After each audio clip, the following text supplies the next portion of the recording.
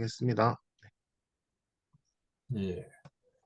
조현병은 항정신병 약물이 제일 위에 있는 이 클로르프로마틴이라는 약이 개발됨으로 해서 1952년도에 지금 이제 72년 됐습니다. 어, 어느 치료 방법보다도 조현병은 이제 낫는 걸로 그렇게 이해하고 계시면 되겠습니다. 처음 개발됐던 이 클로르프로마틴이라는 약이 워낙 부작용이 많았습니다. 잠이 많이 오고 식탐이 배고픈 부작용이 자꾸 와가지고 자꾸 이것저것 먹으려 하고 입이 마르고 대소변이 잘 안 나오고 생리가 안 나오고 그래서 그런 여러 가지 부작용들이 어떤 기전에 의해서 그렇게 된다는 게 다 밝혀져서 약이 많이 개발되었습니다. 그래서 이 항정신병 약물은 우리 여 카페 오시면은 대문에 여기 있습니다. 대문에 보면은 항정신병 약물. 그래서 제일 위에 클로로프로마틴부터 세 번째 이 할로페리돌까지를 정형 항정신병 약물이라 그래서 조현병의 원인을 이 도파민이 과다하게 작용함으로 인해 가지고 망상과 환각이 오는 질환으로 이해하고 있습니다. 그래서 망상과 환각이 나타나면 사고장애가 와서 정상적인 대화가 전혀 안 됩니다. 그래서 이 도파민을 떨어뜨리는 약물들인데 도파민만 떨어지는 이 세 가지를 정형항 정신병 약물이라고 그러고 여러 부작용을 해소시키기 위해서 이 개발됐던 약들이 비정형항 정신병 약물이라 해가지고 세로토닌이 같이 떨어집니다. 도표에 보시면 밑에 이렇게 내려가시면 나중에 자세히 알고 싶은 분들은 여기 표시가 되어 있습니다. 세로토닌, 도파민. 대부분의 요즘 사용하고 있는 항정신병 약물은 세로토닌하고 도파민하고 세로토닌이 같이 떨어지는 비정형 항정신병 약물이다. 리스페리돈, 올란자핀, 제프렉사, 클로자핀, 쿠에타핀, 젤독사빌팩. 그러니까 부작용을 해소시키기 위해서 개발된 약들이 거의 다 비정형 항정신병 약물이라고 이해하셔도 됩니다. 아무튼 부작용이 많이 없어진 거는 좋은데 그렇다고 해서 이 약물들의 부작용들이 또 있습니다. 그래서 이제 하나하나 검토를 해보니까 조현병이 정상적인 생활을 하기 위해서는 약물 치료로 다 낫는다는데 특히 제일 마지막에 있는 이 클로자핀만 2차 항정신병 약물을 하는데요. 이 클로자핀이 개발되고 난 다음에는 99% 조현병 환자들이 다 나았습니다. 간혹 1% 정도 환자들이 클로자핀에도 반응하지 않는 경우가 있어서 요즘 그런 경우에만 전기치료까지 권하게 되는데 그건 한 1% 정도밖에 안 된다고 보시고 클로자핀이 개발되기 전에는 그 앞에 약을 전부 1차 항정신병 약물을 하는데 조현병의 한 80%만 좋아지고 20%는 좋아지질 않았습니다. 그런데 20%는 다 전기치료를 해야 되고 이렇게 됐었는데 이 클로자핀이 개발되고 나서 이 클로자핀은 어, 전기치료보다 효과가 더 좋습니다. 좋아, 좋아지는데 걸리는 시간도 약이 용량만 맞으면 일주일 이내에 금방 좋아집니다. 그래서 약이 다 개발됨으로 인해 가지고 조현병은 낫는 병으로 되어 있고 또 이 약물들이 우리 인체에 큰 뭐 무슨 부작용이 심각하게 오거나 이런 것들이 거의 없습니다. 그러다 보니까 여성들이 시집 가서 아들, 딸 낳고 살게 되는 것까지 다 가능해지는데 임신 초기에 약물 복용은 어떤 의사든지 우려를 가지게 되고 약을 안 먹는 것보다 좋을 리가 없겠습니다. 그러니까 아기를 갖고 정상적인 생활을 하고 부작용이 없도록 하기 위해서는 이 도표에 보시면은 제일 마지막에 최소 유용량이라고 적혀 있습니다. 여기 쭉 굵은 글씨로 우측에 적혀 있는 용량 이하로는 전부 다 호전되고 나면 약물을 감량해 봐야 됩니다. 요즘 제일 많이 쓰는 약물이 리스페리돈이라고 보면 리스페리돈은 보통 한 4ml 정도 쓰면 세라피트 윈도우라는 게 치료 범위 용량입니다. 4ml 정도 쓰면 좋아져서 대개 2ml 이하로 조절하게 됩니다. 아빌파이도 보통 한 20ml 정도 쓰면 다 좋아져서 나중에 7.5ml 이하로 사용합니다. 이렇게 한 가지 약물로 단순한 처방을 복용하게 하는 게 가장 좋습니다. 뭔가 잘 안 들을 때 이제 여러 뭐 두 가지 정도를 복합적으로 주기도 하는데 가급적이면 원칙적으로 한 가지만 하게 하고 이 클로자핀만 1차 약에 반응이 없는, 위에 있는 1차 약에 반응이 없는 20%의 환자들한테는 클로자핀을 사용하게 되면 다 좋아지는데, 클로자핀이 워낙 졸리고 입도 마르고 어지럽고 이런 부작용들이 처음에는 심하게 나타나서, 이 클로자핀만은 위에 있는 아빌리파이, 리스페리돈, 아미설, 로나센, 젤독스 이런 약들이랑 같이 혼합해서 주는 경우들이 많다, 이렇게 이해하시면 됩니다. 아무튼 처음 개발됐던 이 크로르프로마진이라는 약이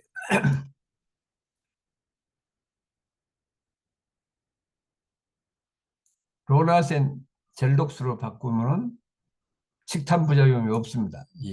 여기 있는 젤독스, 로나센.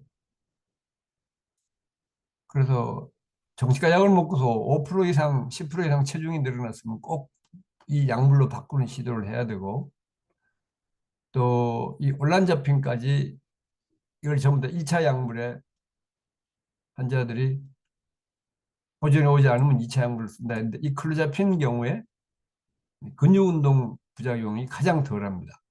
거의 없습니다. 그래서 이 안면 불수의 근육운동이나 지연성 운동 장애가 나타났을 때 빨리 이 클로자핀으로 바꿔줘야 한다.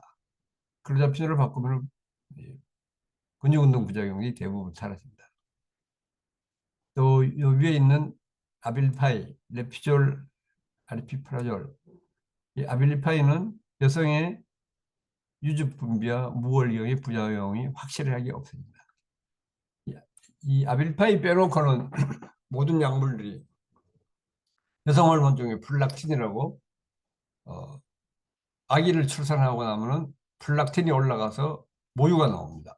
젖가슴이 부풀어오르고. 그런데 이 약물 부작용으로 어, 임신과 출산과 상관없이 남자한테까지도 심지어는 플락틴이 올라가면 가슴이 부풀어오르고 짜면 허연 유즙이 뚝뚝 떨어지는 경우도 생깁니다. 이럴 경우에는 아빌리파이를 쓰면은 그 플락틴이라는 호르몬이 올라가는 부작용이 없습니다. 그래서 이 아빌리파이를 제외한 다른 약물들을 복용하는 사람들이 구인과에서 플락틴 호르몬 검사를 하면 정상 레벨보다 대부분 다 올라가 있습니다. 약을 많이 복용할수록 더 합니다. 그래서 생리가 안 나오면 그것도 가만히 있을 일이 아니라 모든 부작용을 해소시켜야 한다, 이렇게 이해하고 있습니다. 그래서 이 약물로 이 치료법 용량을 복용하게 하면 클로자핀이 개발되고 나서는 99%다 좋아진다, 이렇게 이해하시면은, 치료법 용량을 복용하면 대부분 일주일 이내에 정상의 호전이 있어야 하고, 빠른 사람은 하루 이틀 만에 증세가 없어집니다. 제일 빠른 사람은 반나절 만에도 증세 없어지는 사람을 본 적이 있습니다. 그래서 호전되고 나면은 치료법 용량의 한 80% 가까이 줄여보게 됩니다. 입원하고 있는 동안에 뭐 빨리 줄여보는 거는 일주일에 한 20% 정도씩 쭉쭉 줄여보면 음, 반 가까이 도로 나빠진다 하더라도 이 치료법 용량으로 얼른 도로 올리면 금방 좋아지니까 입원하고 있는 동안에 약물을 감량하고 약물 부작용이 없도록 해서 퇴원할 수 있도록 하게 해야 합니다. 그럼에도 불구하고 우리 의사 선생님들이 이 약물 감량에 대해서 굉장히 인색하신 분들이 많습니다. 그렇게 되면 환자들은 정상적인 생활이랑 많이 멀어지게 되고, 이 최소 유용량만큼 감량해보지 않고 이 치료법 용량을 그대로 복용하면은 집중이 잘 안 되고 공부해도 능력이 오르지 않고, 약을 가용량 복용하게 되면은 어떤 감정이나 드라마를 봐도 재밌는 게 하나도 없습니다. 그래서 이 병을 예방하기 위해서 꼭 최소 유용량을 복용하게 하는 게 대부분의 환자들이 자기 일상적인 생활에 아무 지장이 없이 생활해 나가는데 아주 필수적인 내용이 이 최소 유용량인데, 이 약물 감량에 대해서 적극적이지 않는 의사 선생님들이 많다는 걸 이해하시고, 발병 이전이랑 뭔가 능력이 많이 떨어져 있다면은 그건 약물 조절이 덜 된 상태다, 이렇게 보시면 됩니다. 그래서 우리 앞에 여기 상담실에도 보시면은 이 사이프리 상담실에 조현병에 대한 글들이 많이 올라오는데 보면은 대부분 엄청난 가용량입니다. 정신병적인 망상과 환각이 없어져도 그렇게 가용량을 복용하면은 학교 공부를 해낼 수가 없습니다. 그래서 집에 와서 잠이나 자고 이런다면 세월이 흐른 것만큼 이 사회에서 낙오자가 되기 때문에 이 최소 유용량을 찾는다는 것은 환자들이 정상적인 생활을 하기 위해서는 아주 필수적인 거다, 이렇게 이해하셔야 됩니다.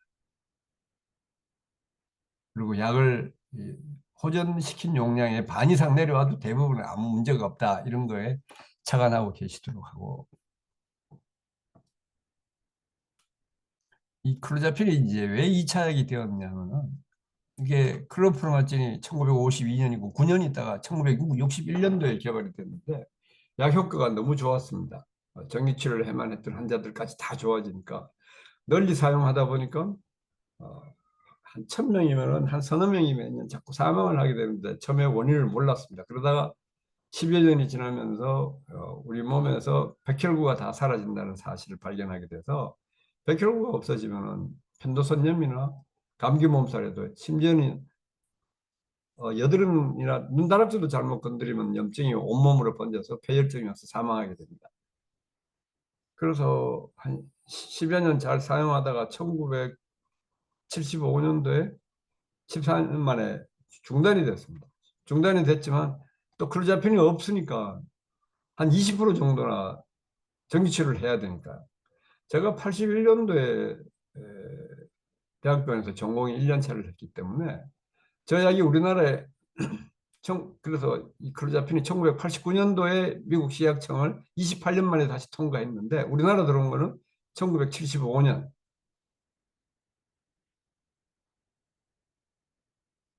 1989년도에 미국 식약청을 통과했고 우리나라에 들어온 거는 1995년.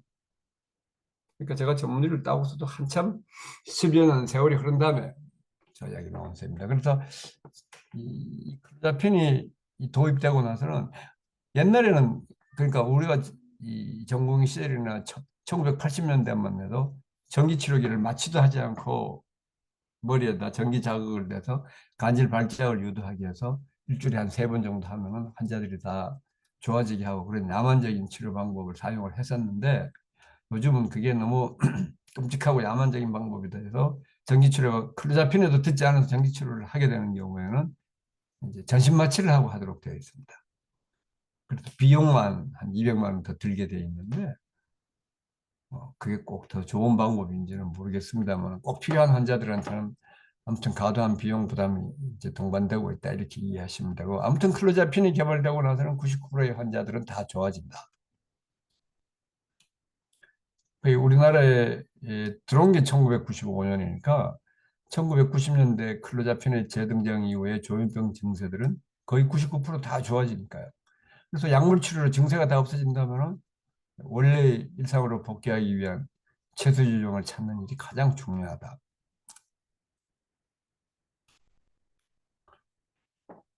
여기 이제 강의를 들으러 오신 분들도 이제 복용하고 있는 약물이나 용량을 올리라 그래 보면요. 대부분 엄청난 가용량을 복용하고 있습니다.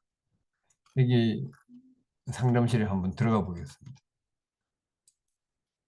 몇 개 보지 않아도요.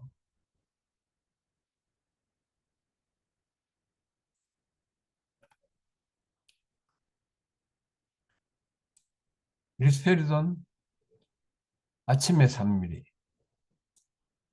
저녁에 3ml. 리스페리돈만 해도 6ml, 6ml, 또 1ml 더 있네. 7ml. 거기다 또 세로켈이라는 약이 250ml, 200에다가 25ml짜리 두 알 더 있습니다. 그래서 엄청난 가용량입니다, 이게. 리스페리돈이 얼마만큼 가용량이냐면요. 앞에 아까 항정신병 약물을 보시면 리스페리돈이 좀 부작용이 덜하고 해서 귀중 많이 쓰이는 약 중에 하나인데 보통 4ml 먹으면 좋아집니다. 저걸 좋아지고 난 다음에도 퇴원해서도 6ml를 계속해서 먹고 있으니까 엄청난 가용량이에요. 저는 실제로 6ml까지 써본 경우가 거의 없습니다. 근데 저 환자는 좋아진 상태에서 퇴원해서 먹는 용량이 6ml입니다. 거기다가 아까 세로켈, 퀴타핀, 세로켈이라는 약을 250ml 또 먹고 있습니다. 이것도 200ml까지 줄여봐야 되는 용량입니다. 저렇게 가용량을 복용하게 되면 환자들은 일상적인 정상적인 생활에서 저절로 멀어지게 됩니다. 저 정도 약을 먹으면 잠자는 시간이 보통 10시간 넘어갑니다. 하루 종일 몸이 나른합니다. 자꾸 살이 찝니다. 자꾸 배가 고프고. 그러니까 정상적인 생활에서 점점 멀어지게 되면 이런 상황을 처리하게 되는데, 그래서 뭐든지 하기 위해서는 이 채소지 용량을 찾는 일이 굉장히 중요하다 이렇게 생각하셔야 되고, 어, 채소지 용량을 찾고서 소량을 먹고 이 조현병이 예방이 잘 된 사람은요, 제가 그러니까 대학을 맨날 낙제하고 약 많이 먹고 졸려가지고 공부도 못하고 하던 친구들을 의사 만들어 놓은 사람이 저 책을 2010년도에 사판 개정판 낼 때 그때 벌써 의사 선생님만 해도 4명이 있었습니다. 지금 다녀서 7명 돼요. 그러니까 의대학 공부도 다 해낼 수 있을 만큼 이 채소지 용량으로 줄이면 모든 게 정상적으로 돌아올 수 있다. 이렇게 이해하셔야 됩니다. 그래서 이 채소지 용량을 찾아서 복용하게 한다는 건 굉장히 중요하다. 우리가 보통 많이 먹는 게 리스페리돈 같은 2ml 이하. 그다음에 요즘 이제 살찌는 부작용이 없다고 해서 로나sen 같은 경우에 8ml 이하. 여성들 보통 체격은 4ml 가지고도 다 됩니다. 아빌리파이도 보면은 채수 용량이 7.5ml 이하. 남자는 7.5, 여자들은 보통 5ml 이하 됩니다. 심지어는 2ml, 3ml 먹는 사람들도 있습니다. 그래서 채수 용량을 찾는 일이 자기 사회적인 능력을 극대화시키기 위해서도 필요하고, 공부하거나 뭐 남들처럼 대기업에 취직해서 일하거나 이렇게 할 때 아주 절대적으로 필요한 것이다. 이렇게 이해하면 되겠습니다. 그래서 이 최소의 용량을 찾고 발병하기 전이랑 똑같은 기능을 다 발휘할 수 있다면은 운전면허증도 할 수 있고 모든 걸 다 할 수 있습니다. 그런데 약을 많이 먹게 되는 사람들은 아무것도 못해요. 하루 종일 10시간 이상 잠을 자고 다니니까 약을 세게 처방해 주는 사람은 운전해도 좋다는 진단서도 잘 발행해 주지 않습니다. 저는 그런 경우가 거의 없습니다. 저를 만나고 3개월만 지나가도 약만 잘 먹는 게 확인되면은 운전도 다 할 수 있고 다른 사람 하는 게 다 할 수 있고, 우리 정신과 교과서에 이 조현병 치료, 약물 치료에 대해서 뿐만 아니라 이 치료에 대해서 뭐라고 적혀 있냐면, 과거에 정신분열병을 앓았다고 해서 그 질환으로 인해서 어떠한 불이익도 그 환자한테 돌아가지 않도록 도와줄 것, 이렇게 적혀 있습니다. 그러니까 모든 게 다 가능하다는 겁니다. 더군다나 여자 환자들이 소량의 약을 복용하면서 시집가서 건강하게 태어난 아기가 여기 보시면은 지금 117명입니다. 100명이 넘어갈 때까지 105번째 문제 있는 아이가 있었고요. 원래 기형 확률이 2%가 넘습니다. 그럼에도 불구하고 100명이 될 때까지 한 명도 없었습니다. 그런 것으로 봐서도 채소용량을 복용하고 있으면은 여성들이 시집가서 아기를 출산하고 육아하는 데까지 지장이 없다면 남자들은 더더군다나 못할 게 하나도 없습니다. 다만 이 조현병이나 조울병 같은 경우에 이제 밤에 잠을 못 자면 재발을 잘 하는 경우들이 많기 때문에 밤샘 하는 일은 하지 않는 게 좋겠다. 그런 정도 이제 조언을 하게 되고, 그런 거는 환자들이 잘 따라와 주면 되고요. 이걸 내리실 때 저걸 내리셨구나. 아기 출산하는 걸 사례 22번을 내리셨구나.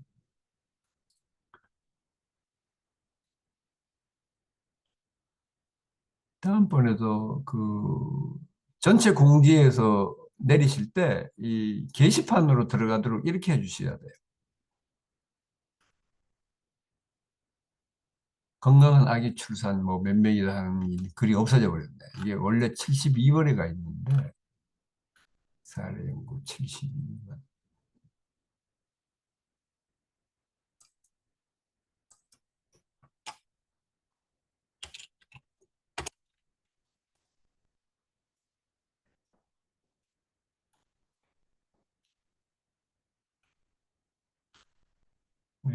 우리 시설장님이 어디로 보내버렸는지 안 나오네요. 아, 이게 공지로 띄우니까 여기 두 명 있네. 있던 건데 하나가 내려가 버리더라고요. 네. 네, 여기 있습니다. 건강. 이걸 그러니까 할 때 이제 전체 공지에서 내릴 때 요 밑에 보시면 선택 안 함이 아니고 게시판 공지를 하면은 칼럼 공지에는 있어요.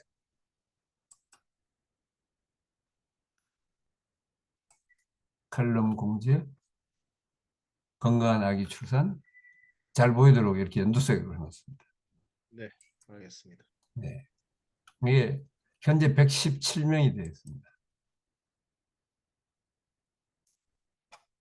그러니까 건강한 아기를 출산하기 위해서라도 어떻든지 장복하는 약인데 약을 하나라도 덜 쓰려고 노력하는 의사 선생님을 만나는 게 굉장히 중요합니다. 그런데 대부분의 환자들이 이제 병원에 갔을 때 의사를 만나서 그 면담한다고 얘기할 때 보면 한청이나 망상이 좀 있으신가요? 하고 이제 만일에 의사가 묻는다면 예, 아직 조금 남았는데요. 좀 들리는 것 같은데요. 이렇게 표현하면 의사 선생님은 원래 의사들 머리 안 좋습니다. 공부하는 머리만 있어요. 그러니까 IQ는 높아가지고 EQ가 모자라가지고 그렇게 얘기하면 약을 뭐든지 하나씩 더 줍니다. 자꾸. 그러다 보면 나중에 20개, 30개씩 먹게 돼요. 이 제일 마지막 이 건강한 아기 72명이 보면은 39세 첫 달 23년 10월 30일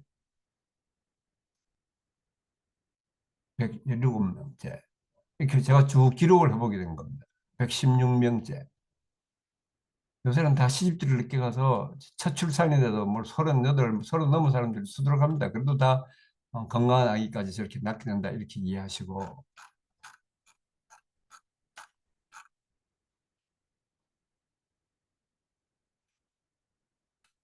다시 그 항정신병 약물로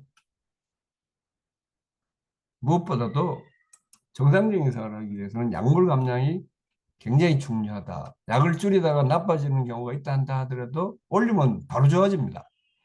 그래가지고 뭐 한 번 더 입원하게 되는 그런 고생까지 하게 된다 하더라도 이건 꼭 해야 됩니다. 최소 종양을 찾는 거는 정상적인 생활을 하기 위해서는 무슨 일을 하든지 간에 가장 필요한 내용이다. 이렇게 보시고 오늘 약물하고 용량 올리신 분 계세요? 네, 없으십니까? 지금 아직은 없으시고요. 네, 예. 혹시 궁금하신 분은 말씀해 주셔도 되고요. 채팅창에 예, 복용 조금 이렇게 질문은 약물이랑 조금 이따 그럼 하도록 하고요.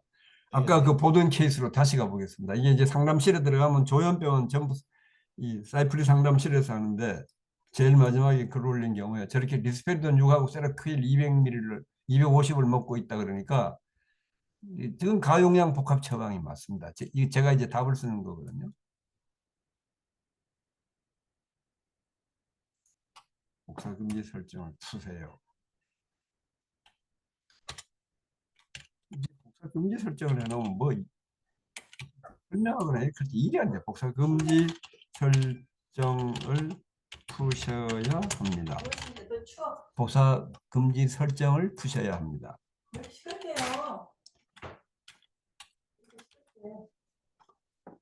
여기 보시면은 이제 당장 리스페리돈 7ml를 먹는 사람을 당장 제가 아침약 중단해 버렸으니까 3ml 빼버리고 저녁에 먹는 아침은 먹지 말고 저녁에 먹는 리스페리돈 3ml를 7ml를 당장 3ml로 더 줄이라 이렇게 해놨습니다.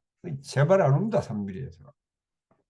그 다음에 이제 먹던 약들은 그대로 다 두고 이 세로케를 250이라 먹었으니까 천천히 줄이려고 50ml 빼버렸고요.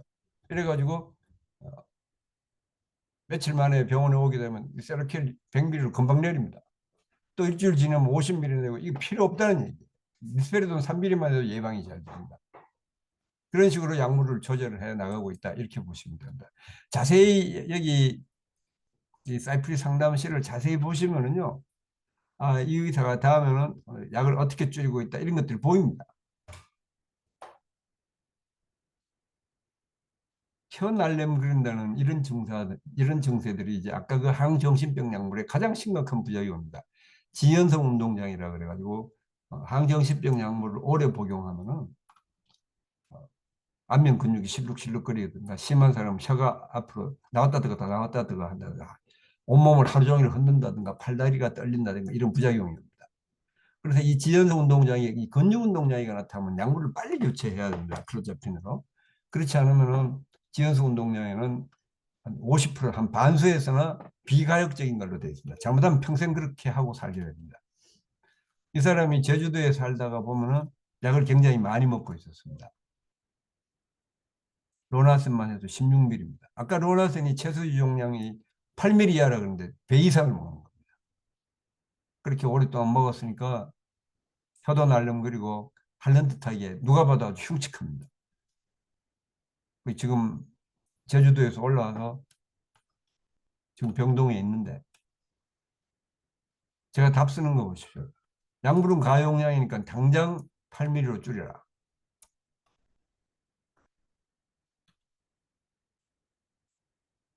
지금 입원해가지고 있는데 심각해서 설피딘으로 바꿔보고 할 여유도 없고 바로 클로자핀 써서 지금 한 반 이상은 사라진 것 같아요. 그러니까 빨리 조치하면 대부분 다 정상적으로 돌아옵니다. 약물 복용하고 있는 걸 올리시는 분이 없으니까 몇몇 분 더 한번 보도록 하겠습니다. 여기는 이제 클로자핀 62.5 벌써 용량을 이 정도 쓰는 사람들은 보면 대부분 저한테 오는 사람들.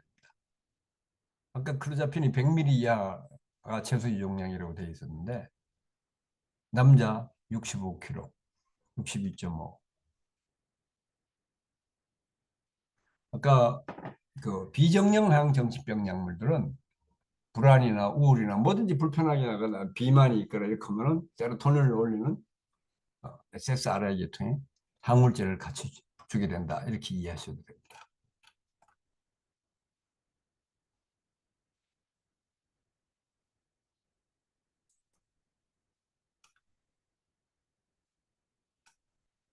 여기 보면 이제 클로자핀을 현재는 50ml 먹습니다. 부모가 잘못 알고 저렇게 올렸는데 이 사람이 클로자핀을 한 300 이상도 올려봤을 겁니다. 증세가 깨끗하게 좋아지지가 않아요. 그래서 이 클로자핀을 쓰면서도 이 클로자핀에 대해서 알고 싶으신 분들은 여기 칼럼에 보시면요. 칼럼 바로 밑에 이 클로자핀이라고 글을 따로 빼놨습니다. 여기 가면은 중류에서 붉은 글씨로 했는데 거꾸로 쭉 읽으시면 클로자핀에 대한 어떤 경우에 쓴다든가 어떤 환자들이 어떻게 됐다는 게 쭉 적혀 있고요. 또 칼럼의 마지막에 보시면은 아무도 가보지 않은 길하고 이 녹색으로 1, 2, 3번 붙어 있고 그 전에 요거까지 클로자핀을 써도 아까 1% 정도는 깨끗하게 좋아지지가 않아서 전기치료까지 하게 된다 이렇게 했는데 클로자핀을 아무리 올려도 내려도 안 되니까 이제 대학병원에 전기치료를 의뢰해 놓고 그러니까 금방 가게 되지 않으니까 집에 가서 지내게 한다고 집에 보내면서 이 클로자핀에다가 클로포르마진이라고 아까 제일 위에 처음 개발됐던 약입니다. 이게. 그걸 갖다 줬더니 확 좋아진 사람들이 몇 사람이나 발견하게 됩니다. 그래서 100명 중에 클로자핀이 꼭 필요한 사람이 20명, 그 중에 1명 정도가 깨끗하지 않아서 전기치료까지 하게 되는데 그 중에 한 반수가 이 클로르프로마진을 복용하면서 처음 개발됐던 약입니다. 같이 복용하면서 확 좋아진 사례들을 쭉 적어놨습니다. 이거 발견하고 나서 제가 얼마나 좋아했는지 모릅니다. 아무튼 클로자핀을 복용하고도 깨끗하게 좋아지지 않는 분들은 칼럼의 제일 마지막 글 아무도 가보지 아니한 길 요 세 개하고 요걸 꼭 읽어보도록 하시고 아까 그 상담실에 이 대나무산이라는 분이 클로자핀을 3, 400 써도 안 돼가지고 클로로프로마진을 쓰게 하면서 확 좋아졌습니다.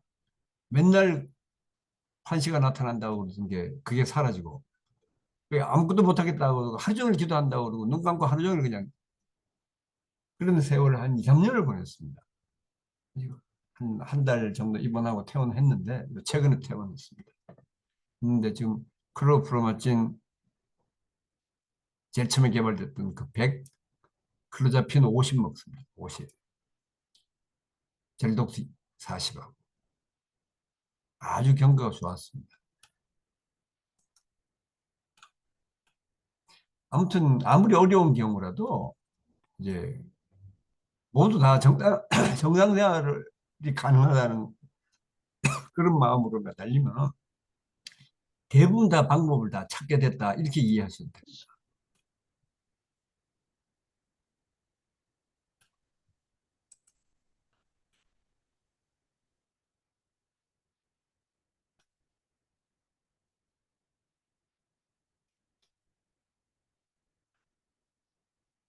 약물을 교체하여야 할까요? 그래서 약을 이렇게 보면 뭐 아빌파에 5mm밖에 안 먹는다 이렇게 하는 분들은 대부분 저한테 오는 사람들.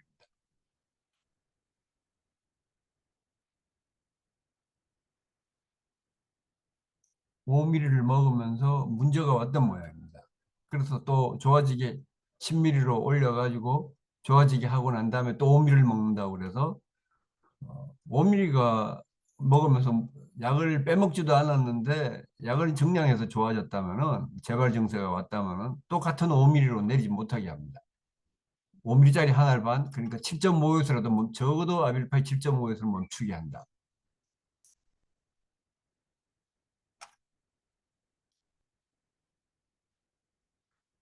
체중이 85kg나 나가니까 대개 남자들은 7.7이나 7.5가 많습니다.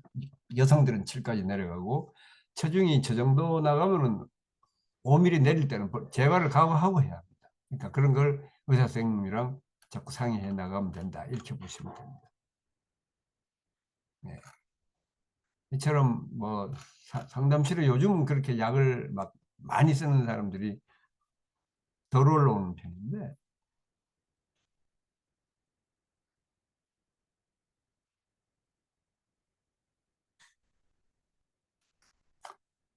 앞에 상담실 앞쪽으로 가면 과용량 처방이 엄청 많았습니다. 뭐그 정도 이해하시고 지금 질문 올라오는 건 없습니까? 지금 질문 사이드 관련돼 가지고 하나 올라왔습니다, 원장님. 예.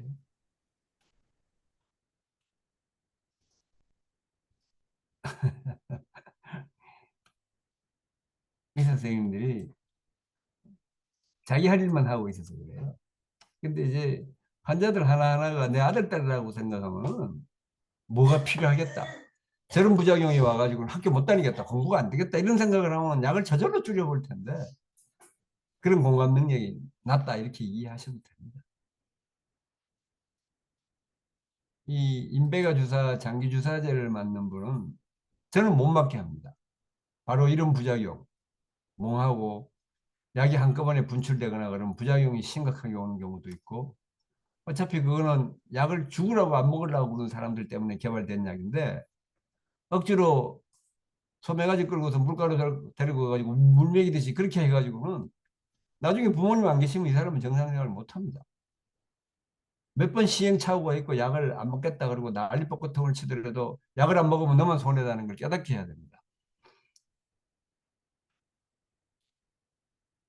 예. 약물 부작용 맞습니다. 멍할 때도 있고 한참 있다 대답하고. 그리고 그 한 달 분이 주사를 놓으면 근육 속에 그 용량이 다 들어와 있는데 칼럼에 보시면은 장기 주사제를 나는 못 쓰게 한다고까지 적어 놓은 게 있습니다. 이게 처음 개발됐을 때 할로페리돌 인베가 주사 처음 개발됐을 때 일본에서 한 2만 명 정도 사용하게 하면서 85명인가 사망을 했습니다. 이런 것들이 저 장주사제 부작용이 약이 갑자기 분출되거나 이러면 안절부절을 못하는 불안증이 굉장히 극심하게 오는 경우가 있습니다. 그래서 왔다 갔다 하고 집안에 있으면서도 이리 갔다 저리 갔다 왔다 갔다 하다가 아주 앉아도 괴롭고 서 있어도 괴롭고 누워도 괴롭습니다. 괴로우니까 높은 데 올라가 가지고 이렇게 사는 그만 사는 게 낫겠다 그러고 뛰어내리는 경우들도 생기게 되고요. 그것뿐만 아니라 그런 부작용을 또 예방하기 위해서 저렇게 장기주사제를 마치게 하면서 부작용 해소제를 주는 경우가 또 많습니다. 지금 약을 뭐든지 같이 먹는 게 있습니까? 글로 쓰거나 뭐 마이크로 답하셔도 됩니다. 장기주사제 맞으면서 함께 복용하는 약이 뭐 있습니까? 대부분은 부작용을 해소시키기 위해서 저런 부작용을 해소시키기 위해서 벤조트로핀이나 프로임과 같은 약을 같이 주는 경우들도 많습니다. 안정제도 같이 주는 경우가 많고. 아무튼 이런 걸도 읽어보시고 어차피 본인 스스로 약이 필요하다고 생각하고 약을 먹어야 되기 때문에 장기주사제보다는 먹는 약으로 장차 바꿔나가도록 하시고, 지금 질문하신 거 이거는 부작용이 맞습니다. 저런 걸 해소시키기 위해서라도 복용하는 약물로 바꾸는 게 가장 좋다, 이렇게 이해하십시오.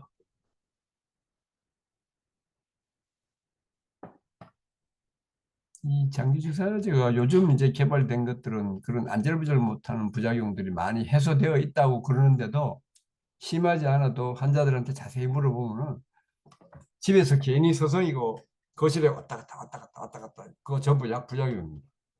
또 어떨 때는 멍하게 있는다, 그것도 부작용이에요. 가용량일 가능성이 많고요. 문제 같으면 보통 남성들에게 보통 체격이면 한 6mm면 되거든요. 근데 그 가용량을 주사 맞게 되면 안절부절 못하는 심각한 부작용들이 오게 된다, 이렇게 이해하시고. 아무튼 이 칼럼에 여러 가지 경우의 수들이 많이 적혀 있습니다. 그래서 시간 날 때마다 뭔가 문제가 있다면 찾아보시면 대부분 답이 나와 있기도 하고요. 제가 환자들이 정상적인 생활을 하기 위해서 의사 측의 문제점에 대해서 여기 적어놨습니다. 주치의 교체 대상자. 어떤 경우에 이런 의사는 피해라. 한 가지 약물로 최소유 용량을 찾으려는 노력은 없고, 약물이 점점 더 감량을 미루거나 감량할 의지가 없다면, 내가 불편한 걸 자꾸 얘기하는데도 생리가 안 나온 지가 6개월 됐다 이러는데도 아빌파이를 교체하지를 못한다면 그건 그 의사가 뭘 모르는 사람입니다. 실제로 그렇게 좀 자격 미달인 사람들이 왕왕 발견하게 됩니다. 그래서 최소 유용량을 찾기 위해서 노력하는 의사를 만나야 한다. 둘째, 환자 측 입장에서도 불편한 옷을 병원에 갈 때마다 내가 약이 더 필요하다고 생각하지도 않으면서 한청이 아직도 좀 남았다, 뭐가 이러한 증세가 아직도 남았다 이러면 의사 선생님 입장에서는 뭐든지 조금 더 주면 저런 소리 안 할 수 있지 않을까 싶어서 약이 자꾸 늘어나게 된다는 걸 갖다 착안하시고, 웬만해서는 내가 일상적인 생활하는데 지장이 없다면 약물을 줄일 수 있는 얘기를 하시지, 그러니까 좋다 좋다 좋다 하고 아무 말도 하지 말고 나가라, 내가 그런 식으로까지 표현합니다. 실제로 한청이 아직 남았다 남았다 하는 것 때문에 아까 로라센 같은 경우에도 24mm가 하루 맥시멈인데 그거 맥시멈 먹고, 아빌파이도 또 30mm 맥시멈 먹고, 그런 사람들을 발견하게 됩니다. 환자가 자꾸 증세가 남았다 증세가 남았다 그렇게 얘기하기 때문입니다. 이 환청이라는 게, 환청이나 환시라는 게 약을 먹고 난 다음에 가만히 생각을 해보면 의사가 묻게 되면 가만히 생각하면 오밤중에 조용할 때 뭐 비도 오고 깨가지고 가만히 있어 봤더니 좀 들리는 것 같아, 아직도 좀 남은 것 같아요, 이런 표현을 잘 쓰는데 그거 없다 없다 없다 하면 아무것도 아니에요. 그리고 그럴 경우에 약을 올려서 얻을 수 있는 게 하나도 없습니다. 부작용만 늘어날 뿐이다. 그래서 가능한 아니면은 일상생활에 지장이 없다면 약이 더 늘어날 수 있는 그런 호소를 의사 앞에 가서 하지 않는 게 좋다. 그다음에 이 아까 1차 약물에 반응이 없는 20% 환자들은 클로자핀을 쓰면 좋아지는데, 아이 입원한 지 3개월, 6개월이 지났는데, 고등학교를 졸업하고 6개월을 지났는데도 말도 못하고 대답도 못하고 있는 처음 입원할 때 상태 그대로 있어요. 그런 모습을 보고도 가만히 있는 보호자가 문제예요. 정신과 의사들의 90%가 저 클로자핀을 처방한 경험이 없습니다. 그러다 보니까 클로자핀이 꼭 필요한 20% 환자들이 입원을 잘못하면요, 클로자핀을 사용할 줄 모르는 정신과 의사를 만나면 보통 고생하는 게 아닙니다. 환자가 망상과 환각 속에 있으니까 1차 약을 한 가지는커녕 뭐 3가지, 4가지를 왕창 씁니다. 하루에 40알, 50알도 먹이는 사람도 봤습니다. 그래서 이 조현병 치료에 있어서는 클로자펜에 대해서 충분히 경험 있는 주치의를 만나는 게 좋다. 망상과 환각이 지속되고 있는데 클로자펜을 권유조차 하지 않는 정신과에서는 자격 미달이라고 제가 얘기했습니다.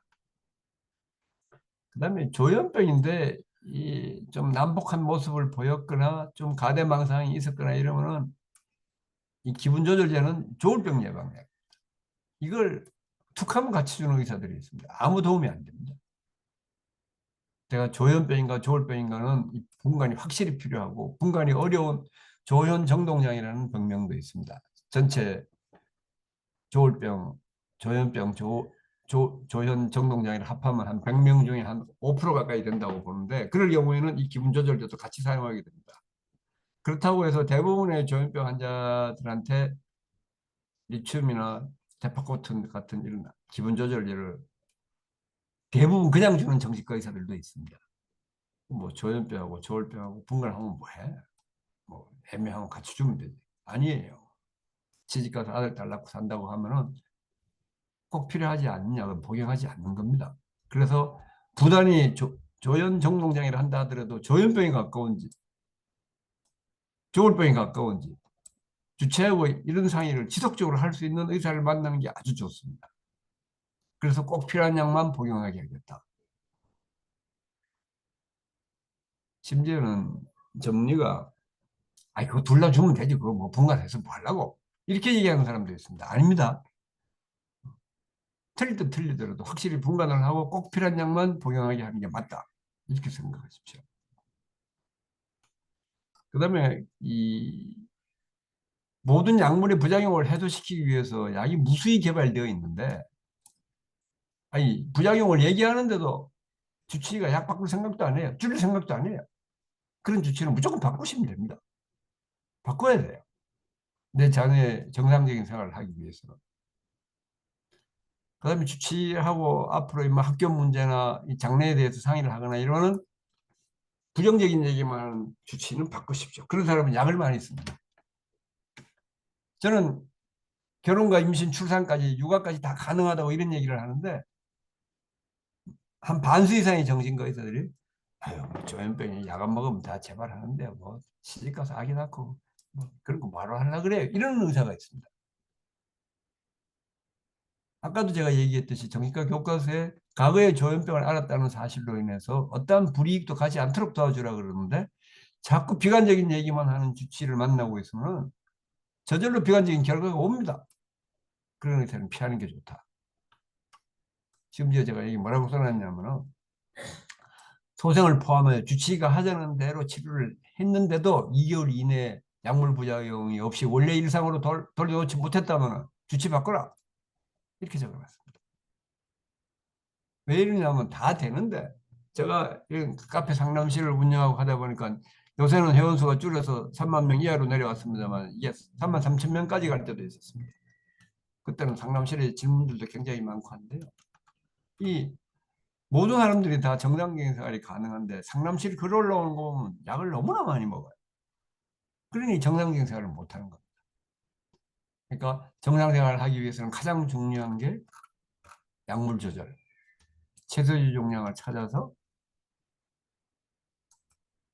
부작용이 없도록 해서 일상적인 생활을 하는데 지장이 없도록 도와주는 게 가장 중요하다. 그걸 마음속에 담으시고 나한테 꼭 필요한 약을 찾아서 채소주 용량을 찾아서 정상적인 생활로 나아갈 수 있기를 기대합니다. 예, 꼭 약물 아니어도 뭐 질문 있는 사람 질문 올려도 좋습니다.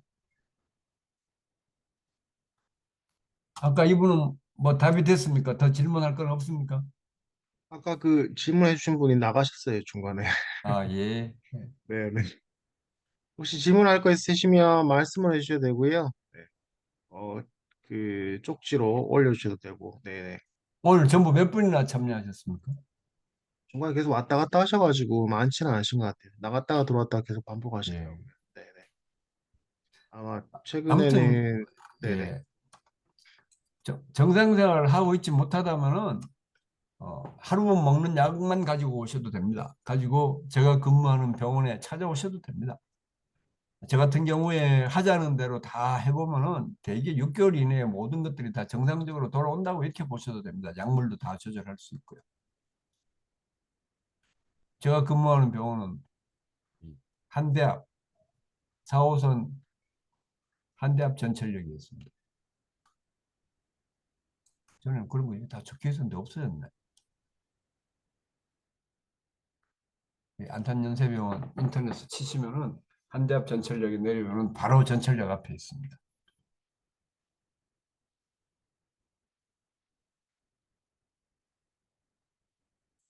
우리 시 실장님 질문 없으세요? 그동안에? 네, 오늘은 뭐 별다른 거 없고요. 네네. 좀 그 장애 진단 가지고 분쟁이 좀 생기거든요. 네네. 그 장애 진단이라는 게 이제 과거에는 워낙 정신과 의사들이 조현병 진단만 내려주면 2급을 다 발행을 해버렸어요. 그러다 보니까 장애인 숫자가 너무 많아지니까 복지부에서 결국 고안해낸 게 어, 약을 복용함으로 향정신병 약물을 복용해도 망상과 환각이 지속되는 양성 증상이 있고 이 문구가 들어가 있어요. 그러니까 정신장애 1급, 2급, 3급이 다 들어가 있습니다. 그런데 이 클로자핀이 개발되고 나서 클로자핀을 잘 쓰는 선생님을 만나면은 장애 진단 발행할 대상자가 1%도 안 돼요. 증세가 다 사라지는데. 그러니까 국가에서는 정신장애인 진단을 줄이려고 그 취지를 만들어 놨는데 환자들은 이제 망상과 환각이 사라져도 자꾸 그걸 요구를 하게 됩니다. 그래서 그걸 이 장애 진단을 끊을 때 최근 1년 동안 외래 다니는 차트를 다 복사해 오게 하거든요.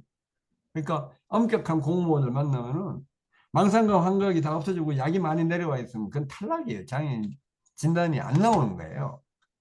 그러면 또 자꾸 환자들이 해달라고 그러면 이제 의사들이 난감하고 자꾸 쪼르니까 그냥 해주는 선생님들도 계시고 망상과 환각이 없는데도 있다고 적어놓기도 하고 그러면은 공무원도 그렇습니다. 까다로운 공무원을 만나면 차트에는 없는데 뭐 이거 망상과 환각이 있다 그래요. 이거 정신장애 안 됩니다 하고 빠꾸시키는 공무원도 있겠지만 대부분은 아니 고생고생해서 여기까지 만들어 왔는데 의사가 1급에 해당하는 점수, 2급에 또 점수 매기는 것도 있습니다. 그랬으면 그냥 봐주지 이런 경우도 있고 이러기 때문에 환자들이 자꾸 요구하게 되는 경우가 있어요. 이 클로자핀을 써가지고 엄청 좋은 결과를 보고 순천서 와가지고 엄청 막 얼마나 감사했던 사람들 한 2년가 잘 오다가 장애 진단 클로자핀을 50ml 달랑 한 개 먹는데 그걸 장애 진단을 써달라니까 쓸 수가 없는 거예요. 그랬더니 이 보호자가 그동안에 감사하고 했던 거는 저리 가라고 병원을 다니면서 그 고생을 하다가 클로자핀 쓰고 나서 깨끗하게 좋아졌던 애기 엄마였는데 왜 이래 진료해서 저한테 가암을 지르고 난리예요. 아니 병이 다 좋아졌으니까 정신장애인은 이건 가져가도 안 된다고 무조건 써달라는 거예요. 그런 분쟁이 저는 기왕 안 된다고 판단했으면 국가에서 그 시행을 그렇게 하고 있는데 거기에 맞춰주는 게 맞다 싶어서 그냥 따라가고 있는데 가끔 그런 것 때문에 분쟁이 생기면 그것도 할 수 없는 일이다 이렇게 생각하고 일하고 있습니다. 네, 그런 가끔 것도 있더라고요. 네. 예, 누구는 받았는데 왜 나는 안 되냐. 예. 그게 이제 이런 엄격히 말씀하시는 분들이 따지면은 많죠. 엄격히 따지면 안 되는 경우인데 그걸 그냥 또 쉽게 다 제가 엄격하게 그렇게 해버리면은 이제 장애 진단 때문에도 다른 병원으로 가거나 이제 병원을 이동해 보는 경우도 있고 이렇게 되거든요. 네, 실제로 그러니까 그렇죠. 네. 예, 또 병원 주인들 입장에서는 뭐 우리 병원에 환자도 많지 않는데 싶으시면은 그냥 억지로라도 무리해서 쓰죠. 저는 페이닥터다 보니까 너무 그렇게 무리하는 것까지는 안 하고 싶어서 그렇게 하는데 그러다 보면 제가 보는 환자가 옆에 우리 대표 원장님한테 가서 보는 경우도 있고 그렇습니다. 그런 것들은 하나의 해프닝인데 다 좋아지 이제 그 장애 진단을 받으면 뭐 교통비도 뭐 자동차 뽑는데도 TV 사는데도 그게 혜택이 주어지니까 그런데 그걸 의사가 다 결정 내릴 수 있는 것도 아니고 의사가 얘기한 대로 그걸 통과시켜 준다고 그러면 뭐 안 됐다 싶으면 억지로라도 해줄 수도 있고 그런데 시책을 그렇게 하고 있는데 그걸 까꿀 하려는가 그게 참 하기가 힘들어요. 그런 정도로 이해하시고 저 같은 경우에는 안 되면 안 된다 하고 그냥 잘라버려요. 그래서 이 뭐 가고 싶은 사람 가도 좋다는 식으로 이렇게 쭉 해왔더니 더군다나 저기 수산국에 가면 제가 저 가암은 삼각지 나가는 것까지 사진도 올리고 그래서 그런지 거의 숫자가 지금 3천 명 넘게 빠졌습니다. 우리 시 실장도 알고 계시죠? 예, 최근에 보고 계속 조금씩 빠지고 있어가지고, 그리고 예. 언급도 하셨더라고요, 원장님. 그래가지고 알고는 있었습니다. 옛날에는 여기 방문자 수가요. 밤 11시 50분쯤 되면 이 2천 명이 넘어갔습니다. 그랬던 게 요새는 1,000명도 안 올라옵니다. 다 그만큼 안정돼서 갔으면 좋은데 뭐잘 치료하는 선생님들을 잘 만났겠지 이렇게 이해하고 말아야죠. 네, 뭐 별다른 질문 없으면 이쯤 하고 오늘 끝내도 되겠습니다. 네, 원장님. 네. 네, 그리고 저희 2달 후에 6월 예. 달에, 네, 다시 뵙도록 하겠습니다. 원장님, 그때가 그, 잘 지내시고요. 그때 예, 또 이게 뵙겠습니다. 언제까지 온라인으로 계속해서 하라 그러는 건 지금은 없었어요? 6월 정도까지만으로 아, 예상은 예, 하고 있습니다. 예, 예. 예, 예, 알겠습니다. 예, 네, 원장님, 네, 고생하셨습니다. 다들 다음에 뵙겠습니다. 수고하셨습니다. 네, 네, 수고하셨습니다. 네.